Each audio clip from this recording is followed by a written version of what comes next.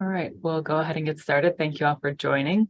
My name is Imber Angel. I'm the Vice President and Director of Workforce Development for the Office of Strategic Workforce Development at ESD. Many of you have undoubtedly viewed one of our presentations last fall when we launched our grant programs. The purpose of this new round of outreach is because when we relaunched round 3 earlier this year, we had made some changes to our guidelines, nothing substantial, really just wanted to clarify some things that had come up, some of the questions that had come up in the first 2 rounds. And so this presentation is an overview of our program, which, like I said, many of you have seen before, but also want to help people get a better understanding of what our focus is and what we're prioritizing for funding. We will have time for Q&A at the end, so please use the Q&A function on your control bar, so you can drop questions in there, and we will address just as many as we can in the time that we have today. And of course, any questions that we don't get to today, you can send to our workforce@esd.ny.gov email, and we'll follow up with you. So, getting into, just a refresher of our priorities, and I'm going to go through each one of these priorities and really how they influence our work and our decision-making and the grants process. Industry-driven workforce development is the top priority. This is, one of the most important parts of the grant application. Also, we want to know how industry partners inform the development of any new programs, how they're partnering with you. Are they offering financial support? Are they offering job shadowing experiences or paid internships paid by the company? How many of your trainees are they projected to hire annually? These are just some of the examples of how applicants can illustrate industry buy-in, but it really is one of the most important pieces of our programs. We really want to make sure that we're meeting the industry needs, and because this funding is for training and education providers, we still want to make sure that it is industry driven. Just because we're not funding companies directly, we want them to know, we want everyone to know that is a major priority of ours and a focus of ours. The strategic focus on good jobs in the previous versions of the guidelines, and they're on our website, and all this information is on our website. But the previous versions of the guidelines, we had used the Center for American Progress and Georgetown University's Center on Education and Workforce's definition of good jobs. This round, we've essentially combined the definitions to come up with a more succinct definition that really gets to the heart of what we're looking for. And as it states in our guidelines, applicants will be asked to describe how their training leads to good jobs or skilled jobs that pay minimally a living wage for workers to support themselves in the modern economy, allow for career and salary growth, provide economic security, and remove the need for public assistance. If you are unsure of what a living wage is in your area, MIT has an online calculator that breaks it down by county. That's very helpful to get you an idea, just to make sure you understand what a living wage is, and that the training that you're providing does provide that. Expanding opportunities for historically marginalized communities is a really huge focus of our funding as well, equally with the industry-driven workforce development, and that's why we really think this funding is unique. So we know that there are phenomenal workforce training opportunities all across the state, but too often the people that need them the most are either unaware with them or don't have access to them for a variety of reasons. This is why our Pay for Performance program includes support for a variety of wraparound services. So if you're a training and education provider who has a really strong business partnerships, really meeting the demand of industries, there may be an opportunity for you to partner with community-based organizations to provide wraparound services. If that's not your area of expertise, that's fine. We do just want to make sure that there is an opportunity for folks who have traditionally not had these opportunities to gain access. So that can come in a variety of ways, and I'll talk about that a little bit later as well. But this is really a huge focus of our funding. And then the data collection, equally important. Currently, there's virtually no public information available for state-funded workforce training programs. This has been a complaint of education workforce stakeholders in the legislature for years now. So the whole $350 million investment that the governor made last year in workforce development, of which ours is only 150, has this requirement in the appropriation that data be collected and shared publicly. So this is a huge part of our program, and we'll get into a little bit later in the presentation. I'll review the reporting requirements that are also listed in our guidelines. The statewide high growth industries, these only were modified slightly from the original list. Last summer, the REDCs compiled the list that was in our first set of guidelines. This has been just refined slightly after doing a bit of a data dive on the industries, occupations, and as well as talking with ESD Strategic Business Division. So it is a slight change from what was previously listed in the guidelines, but not remarkable. Additionally, the regional industries have been updated to reflect the priorities from the REDC's workforce strategies. So there are some slight edits here, but again, nothing substantial. I will say, and I've said this many times before, the statewide list and the regional list reflects our priorities for funding. Training and education programs that aren't for one of these industries are still eligible. I would just say that you should keep in mind, if you're applying not for one of these industries, keep in mind our industry-driven focus. So making sure that it's industry-driven, serves historically marginalized communities, and leads to good jobs. So if you don't fit into one of these industry sectors, you could still have a good application if you meet all the other requirements. But these are the priorities. So our grants, we'll get into a little bit more detail, and kind of want to talk about some of the things that we've seen in the first couple of rounds, and answer some questions that have come up. We've gotten a lot of questions. So the capital program is intended to support the expansion or improvement of training and education programs. It does have to be connected to a training program. And we will also, given our data focus, we will be collecting data on the impact of the capital improvements as well. So that'll be part of the project, as well as data collection on the outcomes associated with the increased capacity that a capital project could provide. The eligible organizations, this is, a list of a variety of training and education providers, essentially.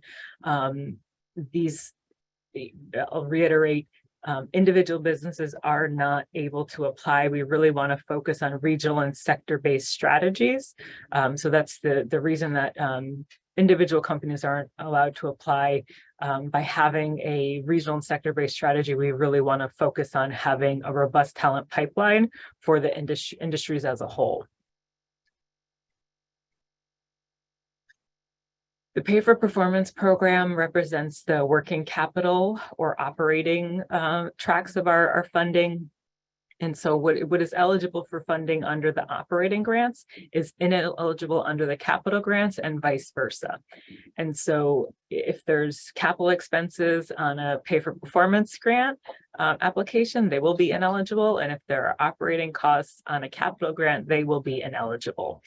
So if you have both needs, we do encourage you to apply for multiple tracks. Organizations can apply and are eligible to receive multiple tracks or multiple awards from different funding tracks. The CFA will actually combine the applications, so you can apply, essentially you won't be filling out duplicate questions. So you'll have all the information on your program in one application, and we get it as one application and can review it as such. So, if you, I know this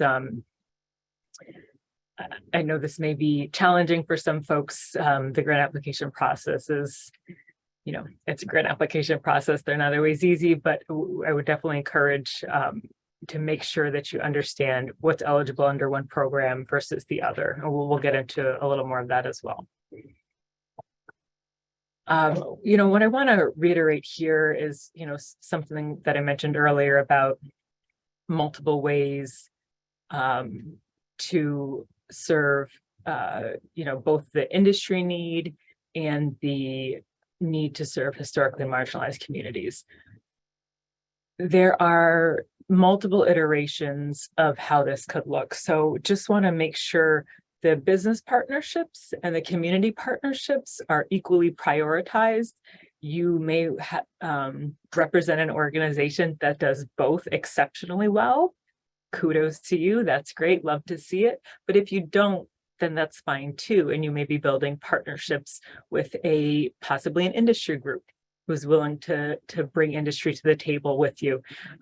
Or you could be partnering with a community-based organization who could provide wraparound services and be an access point to recruiting different folks. So there's a lot of different iterations of how partnerships can work within our program, but highly recommend partnerships. Love to see different groups working together in support of applications and training programs. It definitely strengthens the application to show different community and business groups working together.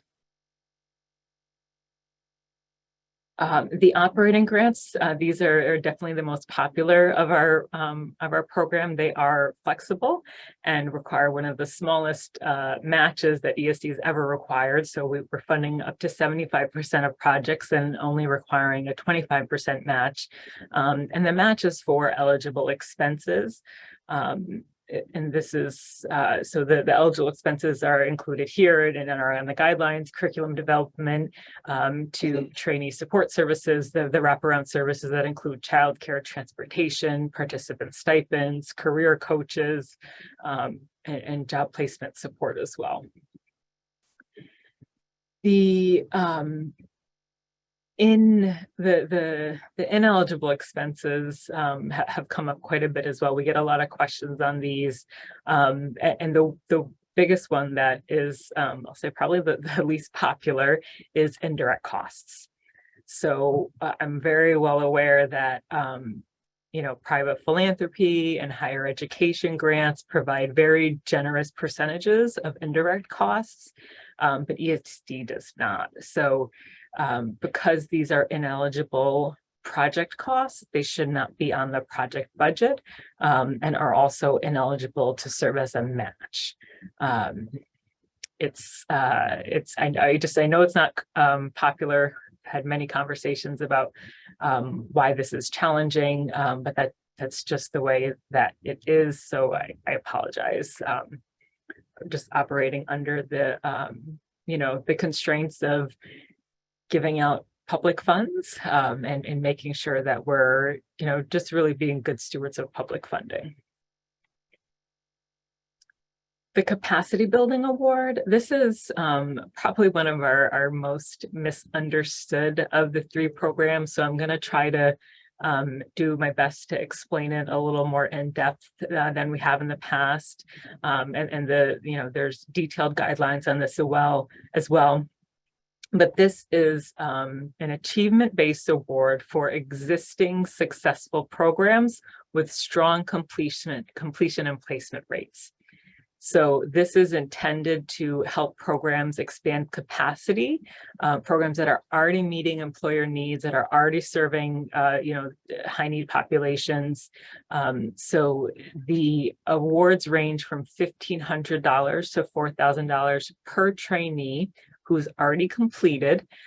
So what we're looking for is actual data and metrics around your completion and placement rates. And so, based on the extent of wraparound services, the needs of the population, placement into good jobs and, our high growth industries, that's how the actual award determination will be made. So as an example, we'll If you have a robust program with wraparound services, working with historically marginalized communities and are placing trainees in good jobs in one of the targeted industry sectors, you may be eligible for the top $4,000 award. So if in the past calendar year, you provide data for 50 people who you've placed into good jobs, you could be eligible for 50 people at that $4,000 mark is a $200,000 award. If you have a program with fewer wraparound supports, you may be not serving a high need population, but you are placing trainees into good jobs, your award might be closer to $2,000 per trainee. So if you had 50 graduates, that would be looking at a $100,000 award. We don't require a match for these. We really just require the data and supporting information that shows that you have these job placements. And the budgets should not exceed, not exceed the number of trainees placed times 4,000, whatever that is, even if you don't think that your, program is as robust, that's the max that you would be eligible for. And what we really want to see on the budget is how the funding would increase your capacity. So with extra funding, how are you going to increase capacity? So that's what we're looking for there. And it's, essentially the only thing, the eligible use of fund that's on this, that's not included in the operating grant is curriculum development, since these are existing programs. Reporting requirements I mentioned, these are listed in the guidelines. They're somewhat standard. Some of these are going to be self-reported information. So participant earnings pre and post placement, that's mostly going to be self-reported data. Demographics, if available, that's voluntary information, but it would be helpful for us to have. And job retention, can be self-reported through the trainees themselves or through your connections with the business partners. This is, essentially the standard set of metrics that we're going to be collecting. We will also, be speaking with grantees and getting a better understanding of what they think really makes their program shine. So we do want to also include additional, information on, what you think makes your program successful. So those are conversations that we'll have on a person-to-person basis to make sure that we're telling the story of how programs are really meeting people's needs. And so I do want to just share some of our examples from our first round. So obviously, many of our second round closed December 31st, and we are still reviewing applications. We hope to have an announcement by the end of February on the awardees, but we are still reviewing applications. So if you're going to ask any questions about your pending applications, this isn't the place to do it, but we are still reviewing applications. So some examples here, engaging marginalized communities. St. Nick's is an organization, community-based organization that, connects with everyone from veterans to formerly incarcerated to disconnected and homeless youth. They really are a strong community-based organization who has built in workforce development as a solution to close the gaps or really provide opportunities for the communities that need it the most. Callanan Management Training Center, many of you know as MACNY. MACNY is, they were awarded to offer pre-apprenticeship training specifically for women as an underrepresented group in manufacturing. So there's lots of concern about the aging out of, the manufacturing workforce, but it's also predominantly a male workforce. And, traditionally there was, obviously our manufacturing has changed. We don't have the assembly lines we used to. Everything's a lot more high tech. And those tech skills are skills that women can do equally as men, but we've still just had a tradition of mostly men in manufacturing. So looking to change that. And MACNY is an organization that obviously is a manufacturing association.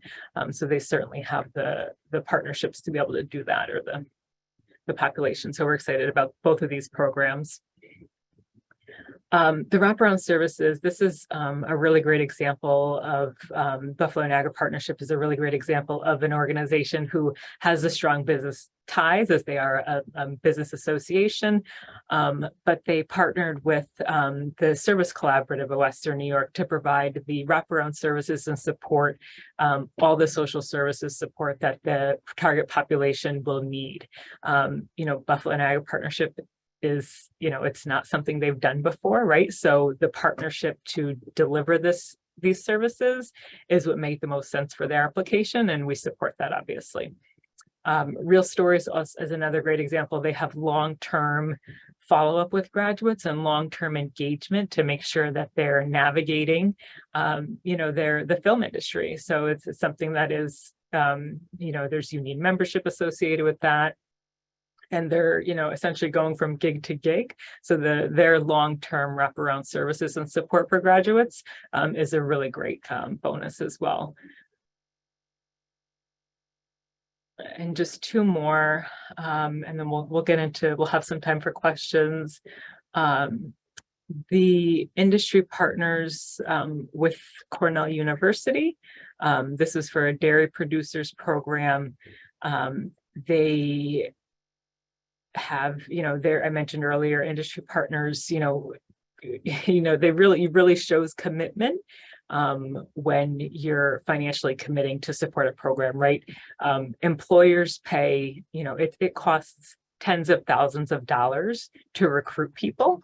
So employers partnering with training and education providers and actually providing some funding support is really just a small portion of the cost that it takes to recruit people and what turnover costs. So if there is a strong training and education provider really delivering for employers, there's no reason that they can't have skin in the game and have financial support. So that was a really great aspect of the Cornell application.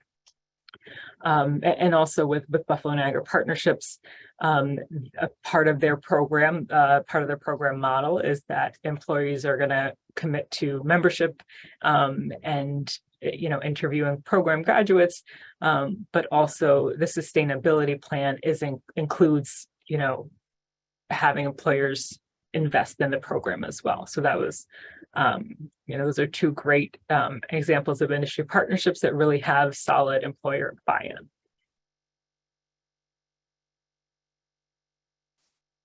This is our submission timeline for 2023.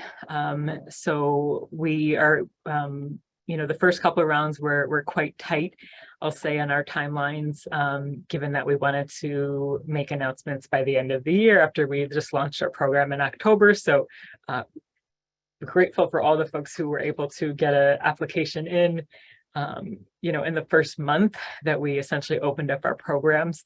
But we do want to give folks a little bit more time moving forward. So, and we're also getting a higher volume of applications. So we full disclosure, we need a little bit more time. But the applications will be accepted on an ongoing basis. We'll just be batching them quarterly, and that's reflected here. This is the last Friday of each quarter here on the calendar. And the website, so many of you are familiar with the website, but it's esd.ny.gov/workforce. The email, we have a staff person answering emails all day long from the public. So there's someone designated to that. It's the best way to get responses from us. So we're going to answer a lot of questions here. But if your question doesn't get answered, please follow up with the workforce email. There's also an FAQ on our website. That FAQ just keeps getting longer and longer. And like I said, last round, we left a lot of the FAQs on the website, even the ones that we ended up reincorporating into the updated guidelines.